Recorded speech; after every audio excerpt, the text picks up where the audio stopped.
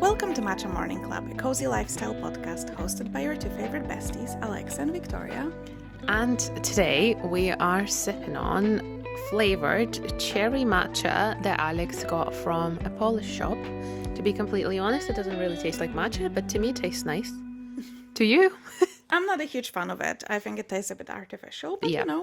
you need to try new things to find out your new favorites. So that's great. And what are we talking about today? We are talking about intentional rest today, how important it is, how to do it, what does it mean for us, and hopefully we'll be able to help you guys to rest better. I think maybe a good place to start is, when did we start thinking that doing nothing equals being lazy? I do think that partially I grew up like that. So, being lazy was never good. But then, it was always seen as like, oh, you are doing nothing, so you're lazy. You're not resting, you're just lazy. You're supposed to be doing your hobbies or, doing kind of some things. And the second part of that is the toxic productivity culture has definitely made a lot of us feel like, resting is not okay. Or if you're not doing anything, you're lazy. So, and I still definitely see it on social media, a lot of like productivity podcasts. Like somehow a lot of them forget to talk about intentional rest and what does that mean. Quite a lot of people are focused, how can I be more productive? How can I be more productive all the time? Yeah. But we forget that rest and recovery is a huge part of like being productive and living well. Yeah, absolutely. And I actually, on the topic of that, I started reading a very interesting book called Brain at Rest. We're going to pop it in the description if you're also interested. I did not finish it yet, but it makes this point about how your brain kind of makes new connections and like actually works really hard when you're resting, and how it is very important for our brain to have those periods of calm, periods of solitude sometimes, periods of quiet, periods of boredom. Because like back in the day, like the scientists used to think that during that, like the brain will just kind of not shut down, but you know what I mean, like just go quiet. Yeah.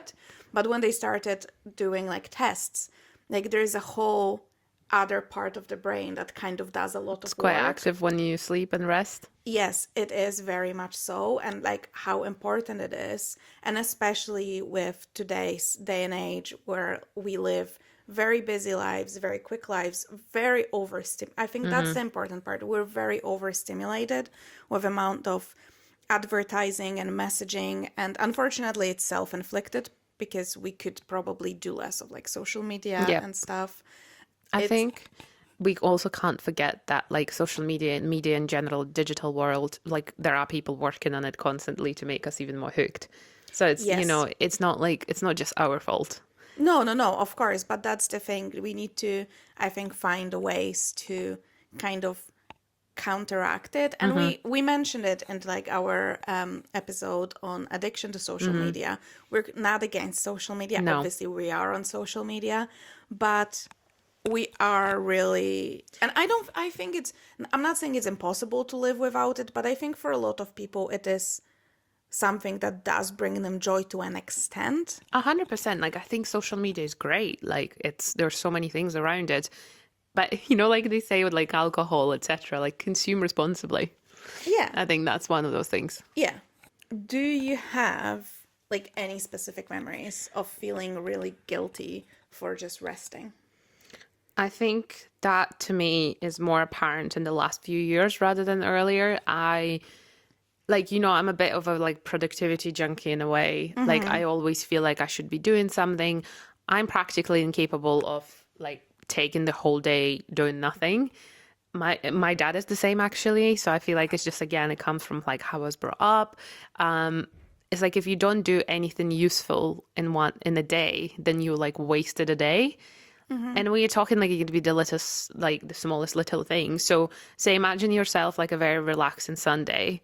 Yeah. Yeah. Like most people will imagine, like, I'm going to have a chill breakfast, read my books, like go for a walk, just do very chill thing. For me, okay, that's fine. But then I will still feel like, okay, I didn't do anything productive. So, like, is this day wasted? So I feel like I have to do at least one thing, be it literally as simple as sending an email for something that I have going on and have to do, or like, doing a post on social media for my own channels. Like, it has to be at least one thing. And I have to be honest, I did have a day a couple of weeks ago. It was a Sunday where I actually quite frankly had nothing to do. Like I've done all my admin bits. I knew that all work related stuff I could do on the Monday because I had a fairly free day then as well. So I felt like I had a lot of internal battles on that day and I was like, Yeah. should I be doing something? And thankfully I had the book to read and I spent about 4 or 5 hours of that day reading. And I think I'm just trying to teach myself that I'm reading. I feel like reading is productive. I'm enjoying what I'm doing, but it's also intentional rest for me. Mm-hmm. So that was kind of like, okay, fight an internal battle and, like an angel and a devil sitting on your shoulders. And you're like, no, you're doing everything good. And the other one, no, you have to be doing something. So that was the day of that battle. And I think that's why this episode is also so important to me personally, because I feel like if you're listening to this and if you're similar to me, strap in. It is really hard. I feel like I'm a little bit better at that. I'm a bit more just chill with the free time, and I do what I struggle with. Like I don't have that issue with the day being like I don't have to be productive every day per se, but my struggle is if I don't plan like I need to start planning more intentional rest. When you just stay on the sofa and you scroll for hours, that's not a really good rest. You're not resting your brain at all, in fact, because you're just feeding it more and more and Yep. more information that is completely unimportant most of the time as well. So I'm sure people can relate to that. When you're on your sofa and you're like, oh, I'm just going to scroll for a bit. And then you realize 2 hours later that you've been scrolling like TikTok and Instagram or whatever it might be, that you're dehydrated. You're already starting to developing like a little headache Yeah. from lack of, you didn't eat, you didn't go to the toilet, you were just literally rotting there. And, you should feel rested. You've done nothing. You didn't move an inch. But it doesn't feel like it. Yeah. But it doesn't feel like it. So I think that's where I fail sometimes, where I can get really sucked in and start scrolling. And then I feel very guilty for, like, I feel like I wasted my day, not in a sense that I didn't do anything productive, but like I was like, oh, I could have read my book, or I could have went on a walk, or I don't know, like even call my parents, text a friend, like do things that not necessarily quote unquote productive, Yep. but that Still I would like ticking even things watch off. a movie that I wanted to watch instead of spending those 2 hours just scrolling videos that I retained none of. I know you watch it and then you forget it right away. Yeah, exactly. So that is my biggest issue. So I think we have two a bit separate Yeah. issues, and we're gonna try to tackle them. So hopefully it's all covered for you guys as well. I think when thinking about intentional rest, we also need to know that there are different types of rest. I feel like whenever someone mentions just rest, most people imagine themselves, you're laying in bed or you're laying on the sofa, some kind of horizontal position and just chilling. To me, and I think to everyone else, what it should be, there's things like creative rest where you get in to do your hobby and you're stimulating your brain in a different way. Then you also have the time with your friends, which you can label as the social rest, or, just catching up with your partner after a busy day of work and just checking like how your day went. I think that's a really nice kind of debrief of your day. You're letting things go. If something annoyed you at work, you can be like, share it with them and support them. And hopefully that will make more sense to you to then process it as well. Yeah, another one we have on the list is sensory rest, which I think like it's a bit harder maybe to describe, but I would say it connects again to the amount of information and chaos and everything that surrounds us. And I think sensory rest could be going on a walk without your headphones and without your phone, or like take your phone but don't take it out. Yeah. Because like I personally have an issue going on that, like, because I don't know, in my head there's probably like paranoia. Yeah. I was like, oh, what if I need to contact someone? What if I roll my ankle? Yeah. You know, I don't know, trip and fall. But so you can take your phone, but like maybe put it on airplane mode and just leave it in the bag and don't Like take it's it there out. if you need it. Yeah. Yeah, but like that would give you like the only, and like do it in nature, obviously. That would be the best. So it's like you're going somewhere where you can like sit down and just like breathe in, breathe out, Yeah. slow your breathing. Try to also like just point out things like, what do you see? What do you hear? What do I you love feel? that part of that. Yeah. So you kind of anchor yourself in the moment, and that should give you like, I feel like that's a really nice sensory rest. I'm sure you can do it at home. I think like a bath could be a really nice Yeah, home I option agree. with no, because I very often will watch something or read nothing. So it's Just like- just yeah, just feel how the water is warm around you. Maybe you have some bubbles so you can hear them like popping and stuff like that. Smell it, like all of that stuff. Make sure also to put like the lights lower, or like maybe Yes. to light up the candles. No big light. Never. Big light is absolute, like it's the devil. So that kind of stuff. And then obviously we have solitude. So sometimes we need a social rest, sometimes we need solitude. I think we severely lack solitude these Yeah. days.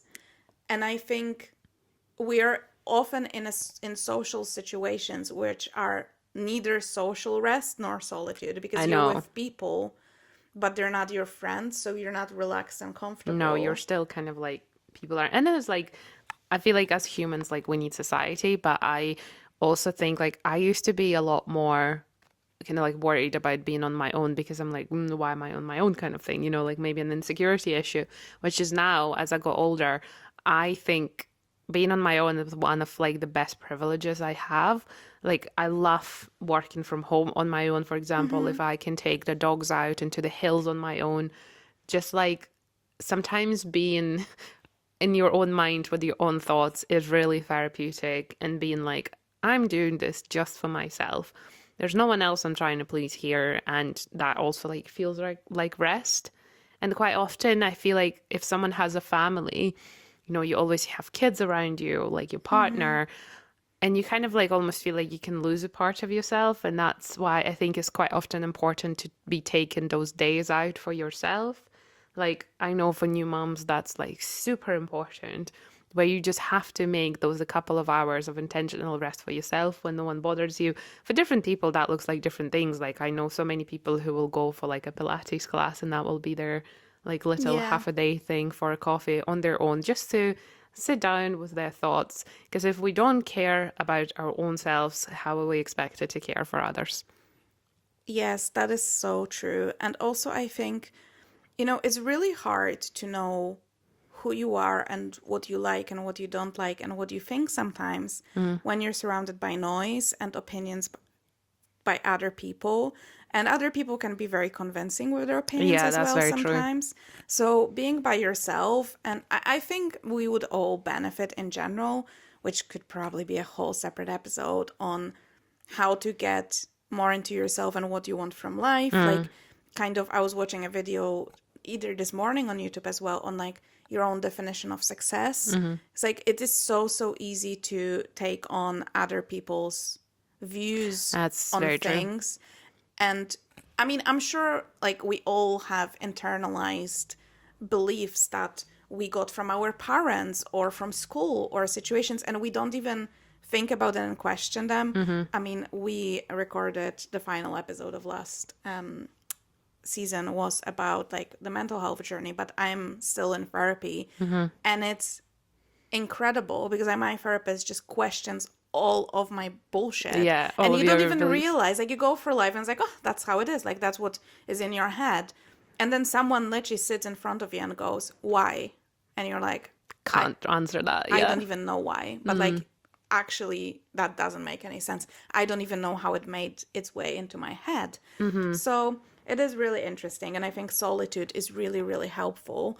And like journaling, even like, I'm not saying, obviously, if you can go maybe on like a solo little cabin I know, that would be weekend amazing. trip, whatever. But like, even sitting down in the morning with your favorite beverage and maybe like journaling.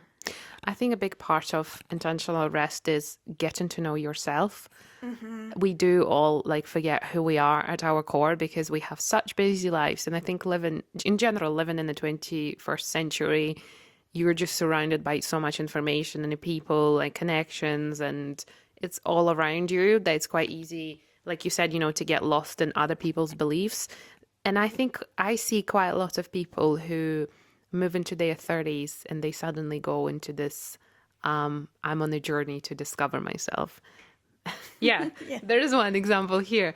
So it's kind of like, and that's what I'm trying to do. I'm literally a year away from being 30, and I'm like, do I really know myself? Do I really know what I want? Am I like aligned with my own like goals and things that I want to achieve in life? And then maybe is a part of your like development as a human, after turning 25 when your frontal lobe is supposed to be developed. Perhaps that's just how everyone is. But I think, yeah, that alone time is probably like one of the most important things you can ever get. I think also a lot of people feel it because it feels quite scary when something you believed your whole life to be true is questioned, be it by someone else or yourself. And spending that time, it like working on yourself is uncomfortable more often than not. And it is so worth it, but it is a hard work. So I think a lot of people try to escape it by like going on social media. We also look for validation. So, if you find someone's video who thinks the same way as you, then you're validated in that thought. And you're like, well, I mean, it's not just me. Some other people feel the same way. Therefore, it must be true. But, it is, like you said, it's so important to sit in with your own thoughts uninterrupted and see where they go. And I think asking yourself kind of like someone else, like, why am I thinking this way? Where is this coming from? Like, why does this appear? Does this actually make sense? Kind of taking time to stop and be like, and question yourself. It is really important. And it is restful as well. Yeah, I think that's what brings us into the next point.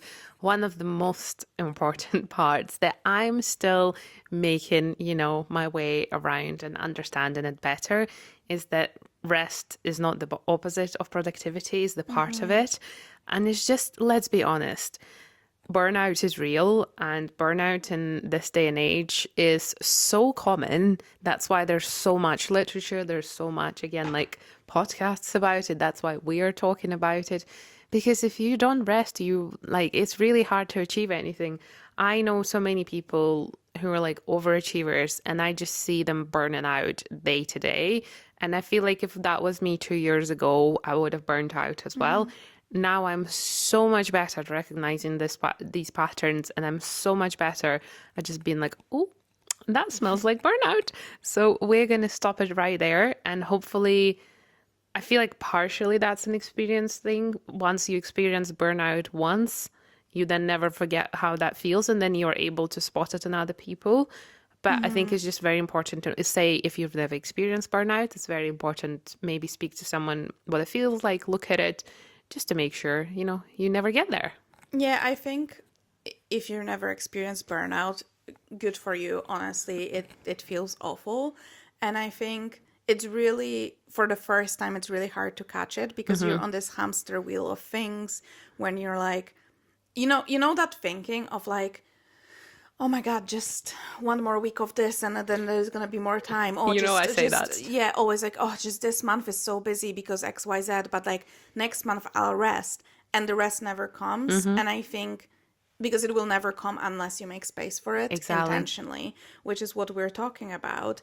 And I think also really good example of it to show you that rest actually is the foundation of productivity. The best example are professional athletes because no one knows as well as professional athletes how crucial very good rest is to their performance. They will, if they train and train and train but never rest, they will never achieve results. They'll get injured, and it's like there are, again, like I'm a tennis fan, right? Okay. There's so many athletes that I see, they miss like certain less important tournaments because they need that rest to be able to be ready for those huge grand slams and things that they have to do. And I would say rest is as important as training is. It's just, one doesn't come from the other. From the basic, like, science perspective, like, your muscles need recovery. Yeah. Because then otherwise you will be, again, stressing them physically, and then that's how injuries happen.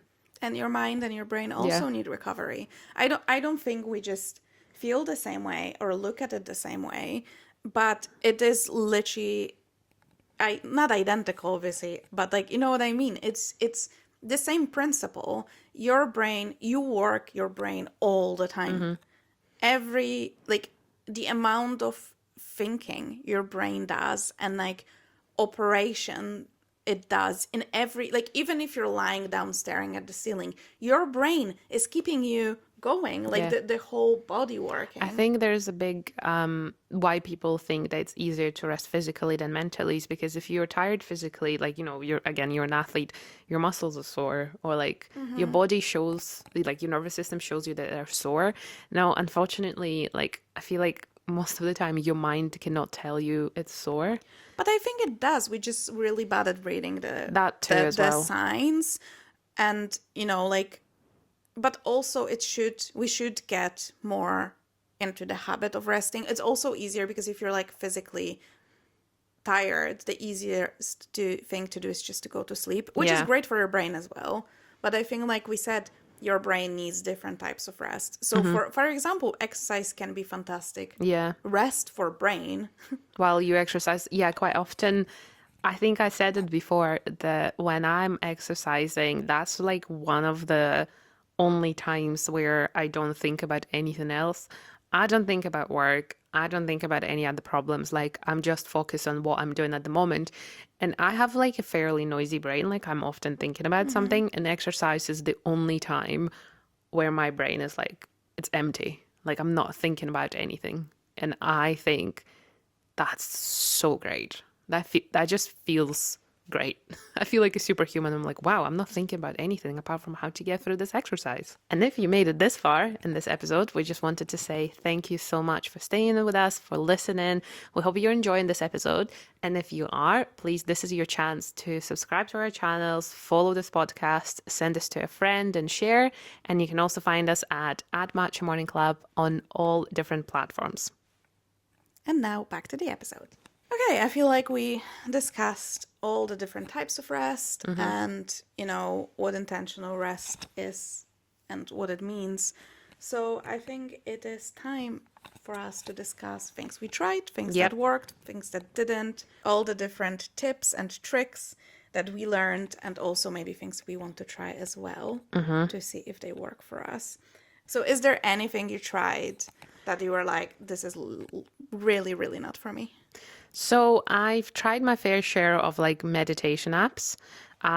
So through my like insurance, I had the access to Headspace, and then I also had access to Calm app, and like I see how it can help people, but I just feel like for me, it's just not quite there. So with the Headspace, you get a number of things. Like, they have longer meditations where they're like 20 minutes. They also have like a daily they call it like a mindful minute or something like this, where there's just like this little music, breathe in, breathe out. And I did it for like a whole month every single day. And I was like, just does nothing to me. Like, enough. That was to me. I think longer meditations were probably a bit better because then I can slow myself down more within the longer time frame. And then in Calm app, you also have like some stories that are narrated by actors. And the thing is with me, I start to disassociate after like 5 minutes or stop listening to it. But aren't they, like, I use them just for like the sleep stories, and I think they're meant to, like, I never heard them. My husband will hate me falling asleep to stories. So that's another thing. But I just didn't, like, I see how it can help people. The meditation part for me maybe didn't help as much. We have a point to say, like, a walking meditation, like doing nothing without anything. Well, I think that's probably better for me. You also have walking meditations, which I'm yet to try. I have a couple saved from a different podcast that I'm listening to. So you can listen to it. So you have like, but it is meant to be For walking. Yeah. and I would like to try that. I never really gave meditation a try, but I don't know. It's just something that I think would be I think it would be very difficult because I feel like it's going from 100 to 0 really Yeah, quick, like it is expecting I you agree. to, which I think maybe it's something that needs to be trained over time. Maybe. Like it's probably like a really long-term journey. I feel like there are other tips in my bag that I think maybe work a little bit better for me because I'm a bit of a like a productivity weirdo. So I think that's that. But if you tried meditation and it really worked for you, let Mm-hmm. us know because it's really interesting and obviously it does work for so many people. I also think like to touch upon those like different wellness trends because there's so many of them and it might feel like you need to do them all. You need to wake up and journal and meditate and do a cold shower or cold plunge or this and that and then drink a certain coffee with whatever With and like lion's mane or and whatever there is. exactly. And that's not the point of this episode. Like I I don't have time for that. And most people with very like an average person will not have time for that. And it is really I mean, I think I mentioned that before, but it never ceases to annoy me. Like all these podcast bros that Yeah. maybe do like online trading, they don't actually go to any office and then they have the cheek to tell you that you're lazy or you don't really want to reach your goals if you're not willing to, wake up at 5 a.m., which good for you if you can do it. But Mm-hmm. like an average person, especially once you have children, this is not really attainable to Mm-hmm. wake up at 5 a.m. and do this really elaborate 3 hour morning routine to get you. Also, I feel like we got like so far with it. I don't think we should have to do a 3 hour morning routine to do energized. I feel like they do something wrong if you need so many weird steps to actually feel ready to face the Yeah, day ahead to of to you. reach somewhere. Yeah, we have two episodes on like both morning and evening routines, which I feel like are quite we properly just say like don't listen to the podcast bros, and we are podcast sisters. But I think it's just the morning routine needs to work for you. That's one thing, and that's where the intentional rest. You just need to know what works for you, because like you said, getting up at 5 a.m. is just not feasible for everybody, and I think we get pressured a lot on social media to be like, in order to be able to rest well, you need to do this. Well, might not be the case for a particular person because their schedule might be very different. Or, like, again, we are all wired a little differently. And that's the biggest, like, mistake a lot of those claims make that like, it works for everybody, works for most people. Like, for example, I love a routine. I think I function better with the routine, but I'm not going to be doing an hour and a half routine in the morning with some particular things. And on top of that, I just wanted to say, like, people who are busy and who will say, I go to the gym in the morning, but I feel like I have no space for intentional rest. I think adding things like a 15-minute stretch or a sauna, if you have one in your gym, that's like a little piece of intentional rest that you can add right after your workout and then feel like you're then better ready to take on the next day. Yeah, but I also feel like if someone says, "Oh, I go to the gym in the morning and I don't have the time," do you have to go to the gym every single morning? Can you Yeah. take one morning out of the week to be your rest morning and you don't Mm-hmm. go to the gym? Like, it's give and take. You need to sometimes maybe say no to something to Yeah. say yes to something else. The one thing on morning routines, which is something I'm learning now and it works actual wonders Mm-hmm. for me, is to have slow mornings. So it's not adding more, it's actually either detracting. So Mm-hmm. like I wake up earlier, but I didn't add anything to the routine. Yeah. I just have Just has more I just time. now have the time to eat my breakfast. Because before I'd eat the breakfast, but I would like eat breakfast and like apply my makeup at the same time and then like try to pack my bag and like, I was like, oh my God, I still need to do this. Oh my God, when is the bus coming? And the thing is, for your nervous system, if you're rushing, like back in the day, you'd only rush if there was danger. Yeah, So that's true. basically, your body thinks something's wrong, you're in Yeah. danger because you're in a constant rush. And honestly, now that I wake up a bit earlier and like I don't do anything extra, I don't do probably the only wellness thing I do is like gratitude journal, which takes me like 5 minutes tops. And then, but I take my time. I literally like leisurely stroll into here. I make my breakfast. And then like I leave earlier. I just walk to the bus stop. I then never run. I just wait at the bus stop for a couple minutes before the bus comes because I'm usually earlier. And I feel so much calmer. And like when I get to work, I'm much less reactive. Like things that maybe previously would really annoy me, certain emails and stuff. Now I'm much more like, oh, okay, like I'm ready to face the day because like my body and my brain knows like, oh, we're safe. Yeah, it's okay. Yeah. So that's the only morning thing. Like if you can afford to wake up half an hour earlier just to stretch it and not rush, that's my biggest tip because it made a huge difference to my like mental health. Yeah. One tip that I feel like would work for some parents in particular kind of works for me sometimes. I'm not a parent. I'm a husky parent, but that's different. If you've had a really busy day at work and then you know that you're coming back to like a very busy household as well, like you have children, husband, everybody's running about, or like wife, whatever, sisters, brothers, etc.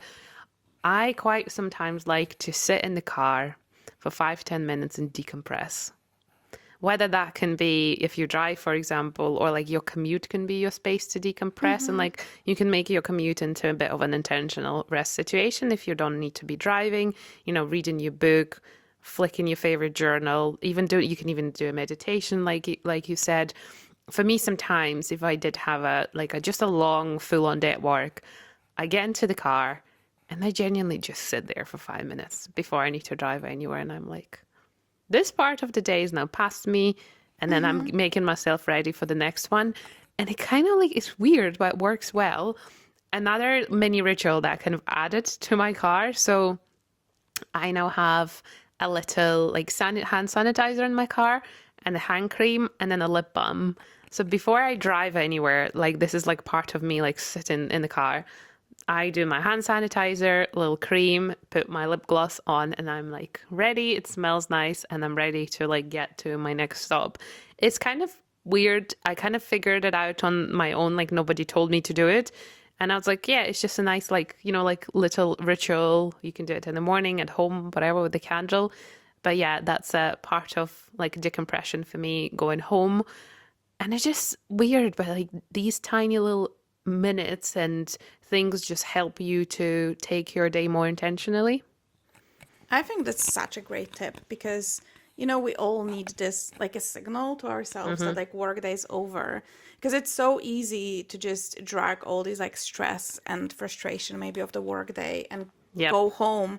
And then, I don't know, you see the dishes were not washed and you just lose it on and you your fire partner. it up and you're like, why have you not done anything? Well, if you take like even those 5 minutes to just sit there and decompress, you're going to enter the home calmer. And even if you're like, oh, the dishes are not washed, but it's like, fine, I can just go like, hey, could you please wash the dishes? Versus being like, oh my God, you didn't wash the dishes again.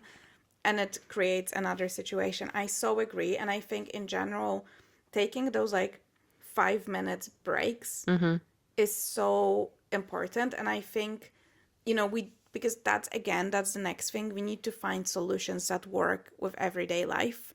Like, yeah, it's great to go on a like solitude trip to the mountains. Yeah, it's great to, I don't know, do 40 minutes of meditation every day and journal 5 pages and all of that. But it's not attainable for most people.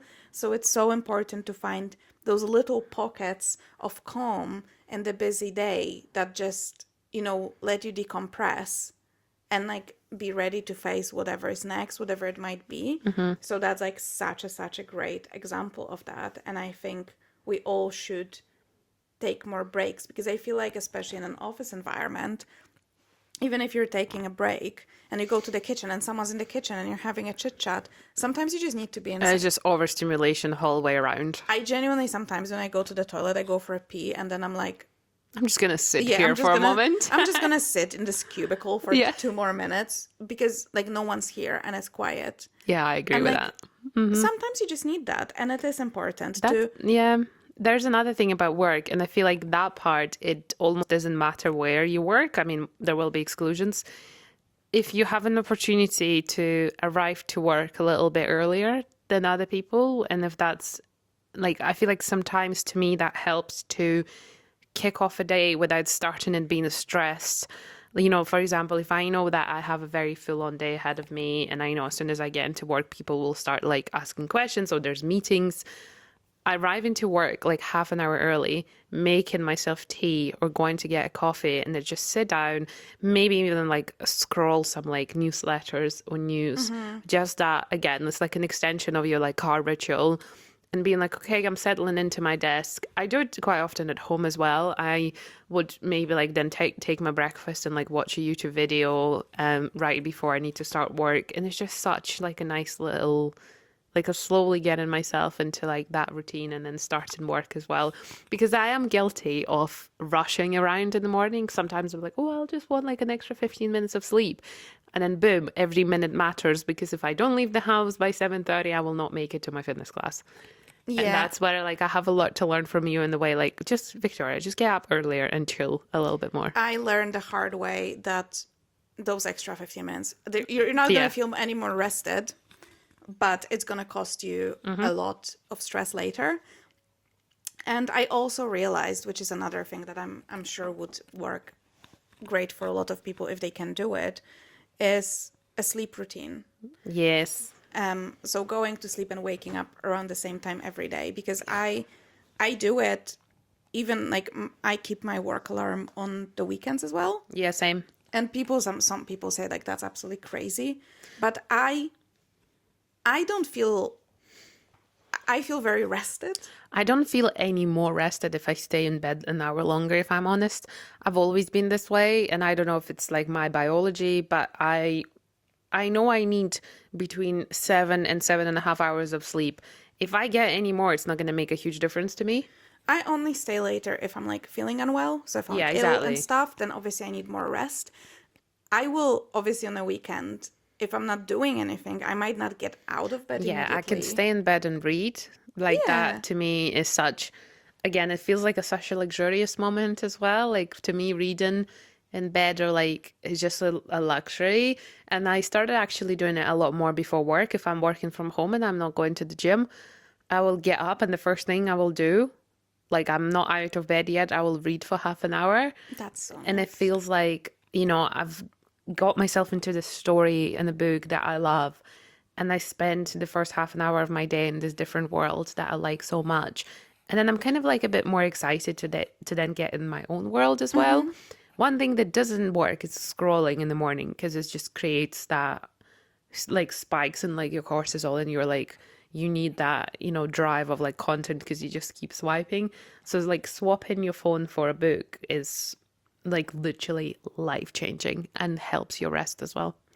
Another tip I would say, which is really, really easy to implement as well and costs you nothing, is doing one thing at a time and focusing on one thing at a time. Because I feel like we are so allergic to boredom and being alone and stuff. Like, I see it. I fill out silences Yeah. with podcasts, with music, with all the time. But sometimes it's nice, like in the morning, like just do one thing. And so put the water to boil it in the kettle and just focus on like picking the mug you want to use that morning. Yeah. Consciously do the whole process because you're not going to do anything productive, especially like it's really to train it like on the weekends when Yeah. you're not in a rush, and just do one thing at a time. Make yourself breakfast and don't like put news in the background. Just if you want to listen to something, I really like to like listen to like relaxing jazz, Yeah. which has no words. It's just like melodies, but I put it like quite really quiet, and it's just like humming in the background. That's So one of my favorite things. I put on those, like, I feel like my YouTube suggestions are full of it. It's like a spring cottage, birds, and like sounds of nature. Guys, again, life changing. You can use it as you work, and it just takes it easy on your brain somehow. It's just so weird how it helps. yeah, I absolutely agree. So this is like a really easy tip that I feel like really works.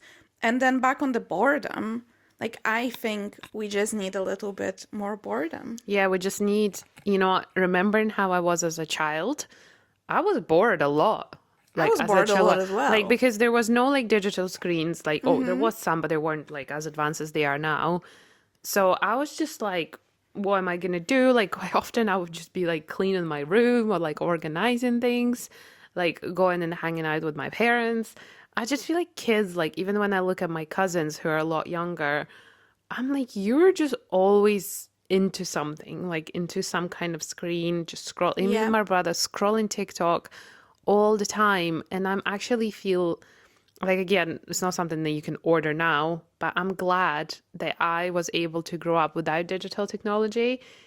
And I just feel sorry sometimes for the children of like tomorrow, basically, who growing up with all of this technology around them and parents who don't really like control it. I think it is a really hard thing to do because, like, obviously it's everywhere.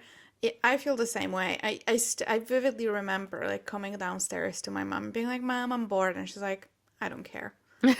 She was literally be like, well, find something to Find do. something to do. Like they wouldn't offer any big solutions. And most of the time, like, that's when you'd, like, draw or figure out, like, That's what people find what they're good at as well. yeah, or like creative stuff. You just make up play, I'd go to the garden and like did you used to do like a witchy soup or like Oh, yes. yeah, and like just exactly. But we wouldn't do it now. I mean, I don't have a garden and Another thing for me is I do feel like learning that and like I'm bad for saying yes to everything. And I feel like there's two sides to the coin when it comes to rest and productivity. A lot of like people who talk about productivity and focus their content around that, they say like, yes, say yes to every opportunity. That's right. But also you need to know when to say no to the things that are not right for you. Like being able to recognize that you saying yes to this will not bring you any closer to say like what you're trying to achieve. And quite often like an extra event or, an extra dinner out or an extra this or that, it will not help you rest. It will not help you feel any better. It will just fill up your calendar without meaning. So I now take a lot more kind of like attention to the things that I'm doing and the things that I'm putting into my calendar so that and suddenly I have so much more time. I'm really bad at that. I am a certified people pleaser. And I still remember it was like a light bulb moment of wow, it's amazing. So I remember with my work friends, someone said like, oh, do you want to go to XYZ on the weekend or whatever? And my friend just said, you know what? No. Wow. Not like that. But I know. She basically was like, oh, actually, I feel like I just need a weekend to myself, so I'll pass this time. I respect that so much. I was flabbergasted. Yeah. I could not believe that you can decline an offer if you don't have a plan. Because, like, of course, like, I can say no if there's another plan because I cannot make it. But just to say, no, I don't have any plans, but I just want to leave it that way. Yeah, but I also don't want this to become the plan either. Yeah, I just need a day to myself and I respect me and what I need and I need rest and not socializing. I have huge respect for that, yeah. Amazing, mind-blowing. I could not believe it. Something I am really hard working on. Same, yeah. For me, it's like what helps me to kind of, schedule that intentional rest nowadays is looking at my calendar long term as well. I used to look kind of like a week or two in advance. Now I look like a month or two in advance. And I see I do not want to have something big on every single weekend or maybe every 2 weekends. Sometimes it doesn't work that way. Sometimes like you have birthdays or like, like in Scotland, the weather's great. So you want to go out for the whole day. Like next weekend, I don't believe I have any plans unless I think like I have an event and that's it during the day. And I intend to keep it that way because, there might be some like a random thing pop up and we'll be like go for a walk or something. But like this weekend for me is quite busy, like I'm doing stuff and I'm not going to be home for most of it. And I think it's just seeing that quite far ahead really helps. So if you're a planner and if you like having everything you're doing in a calendar, I think looking quite far out into it is really helpful, because then you will not get overwhelmed. And then you can realistically say, okay, I already have 2 or 3 things on this week. I really don't need another one. And that's when I think that what your friend did and being like, you know what? No comes into play. Yeah, like, sounds great, but not this time. Yeah. That's like, I feel like if someone said that to me, I would be like, but then it would be like, respect. That I was standing there and I was like, I could never, but that's the thing, because I love her. She's one of my best friends Yeah. now, and we're all still friends within that group. Yeah. That when we're doing the planning of the thing, and like no one, like I'd never, when she said it, I never felt like, oh, she hates me, or like she Yeah. doesn't want to hang out with us. I was like, oh, she just wants a day to herself. But like, why can't I do it? Yeah. So I'm trying to be more like that, because I'm like, people who are your good friends, they will understand. They will understand. They know that you need rest. So I think it's just like a respect for each other as well. Because, I feel like that quite often happens as a teenager. Like you think that your friends should be with you everywhere and every Yeah. single like second of the day, which is not right. So I have a challenge for our listeners. If you are a crazy planner like me and a crazy people pleaser like Alex, this is your challenge for the next week. Find something in your calendar that you feel like does not serve you and say no to this. Yes, absolutely. And you know what? As someone said, if you're unable to say no right away, always say, oh, thank you for the invitation. I'll check my calendar and get back to you. Because that gives you that buffer time to actually think about, like, check what's around. Because like you said, like, you might have time that particular day, but maybe you also have plans 2 days before and 2 days Yeah. after, and you want to keep that day off. Yeah. So if, like, that's not gonna sound rude, that actually sounds quite professional. And like, oh, let me check I'm my just calendar. going to check my calendar. So that's the tip. Just put a pause on it, because I feel like I'm also quite excitable person. So I'm like, yeah, oh yeah, that sounds let's so do great. this. Let's do this. And then I look at the calendar. I was like, oh no. No, yeah. I don't have a day to myself in like a whole week. So yeah, absolutely. This is something that's a great challenge. So either say no to something you don't want to do, or try to like schedule it for a date that works for you. Yeah. If it's something you'd really like to do, like try to maybe propose like, hey, that sounds great, but Yeah. could we do it on a different day? So I feel like that's such a good challenge. So I think what we'll do, we'll put a little question box out on our socials and we'll ask you guys, what have you said no to this week? Yes, I think that's great. We would also love to hear from you in general. Like, what does rest look like for you? What is something that is your favorite thing? Like, if you're tired and, like, especially mentally tired, what is your go-to? Do you exercise? Do you go for a walk? Or do you, like, read a book? Or do you just completely space out and do nothing? I'd love to hear from you. Please let us know. You can leave comments. So if you're listening on Spotify, you can leave comments below and everyone can read them, which I think would be great for the community. And in general, if you enjoyed this episode, thank you again for listening. You can always follow us.